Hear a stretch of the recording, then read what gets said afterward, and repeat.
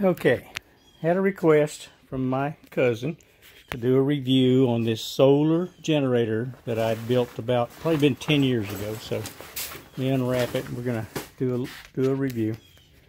As you can see, it's just, I took a typical two-wheeler type cart, you know, that you fold down horizontal, fixed it in place, built a box around it. That's the inverters. It is DC. We'll get into that in just a minute. These are the inverters. I think that one's a 4,000 watt and that one's a 2,000 watt. And then I have those are modified sine inverters.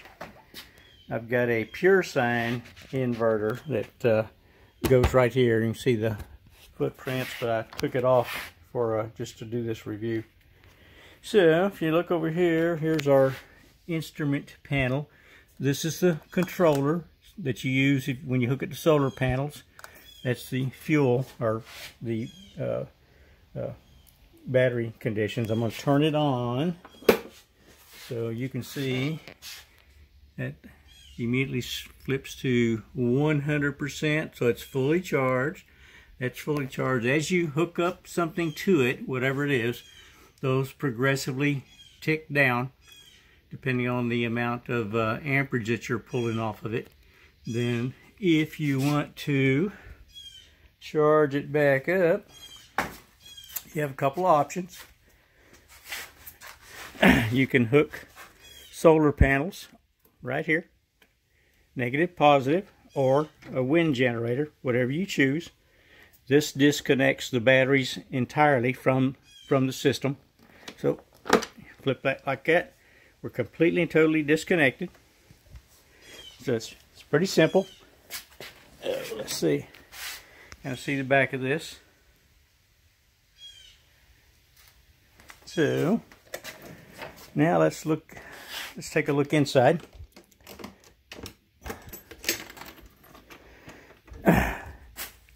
These are AGM batteries. They're pretty large, as you can see. They've been in here for a long time. I bet it's been 10 years and this thing is still cooking. As you can see, I've got everything hooked up parallel. When you hook it up parallel, that means you maintain the same voltage. These are 12 volts, so by going positive to positive to positive, you always stay the same voltage. You know, you can see negative to negative, negative. Now, if you hook them up in series, that means you're going positive to negative, and so forth and so forth. And you do that if you want to increase the voltage.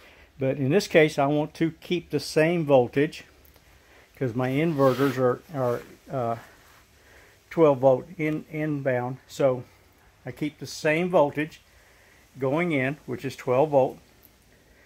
And then if I'm going to use a battery charger, I can just hook just your basic car battery charger and hook it right here, your positive, negative. Turn it on, walk away. You know, set it on, if it's an automatic, set it on, 12 volt. Let it charge. Takes several hours. If it's all the way down, it'll take several hours. Or I can put a trickle charge on it. Either way, if you put a trickle charge on it, you can hook it up and just walk away. See you sometime next week. So that's the solar generator that Clayton had asked to see. So close this up. It's pretty basic. It's not, you're not going to find this in a store. I just built this myself about 10 years ago. I have used it numerous times. Works great. In fact, I'm going to do a test on it. Clayton requested a test, so I'm going to take it out right now. Hook it up to a refrigerator, just your basic residential refrigerator. Plug it in and walk away. We're going to see how long it will run just your basic residential refrigerator. You know, whether it runs at 1 day, 2 days, 3 weeks, we're going to find out. So that's just your basic solar generator. This one will put out about 70 amp hour, or 240 amp hours, about 70 amps.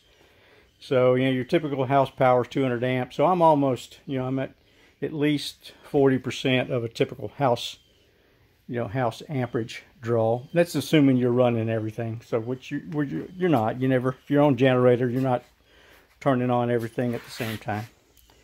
So there we go. Pretty basic.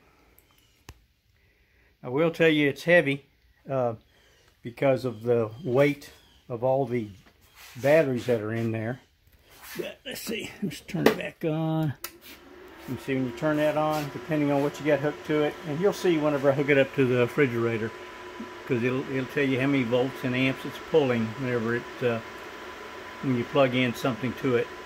I know not long ago I plugged in some industrial size exhaust fans out in the shop, and it seemed like that thing ran for two solid weeks before it finally started beeping, because when it gets down below 10% it starts beeping on these gauges right here. Yep, there you go. That's it. I'll do another video whenever we hook up and do our refrigerator test.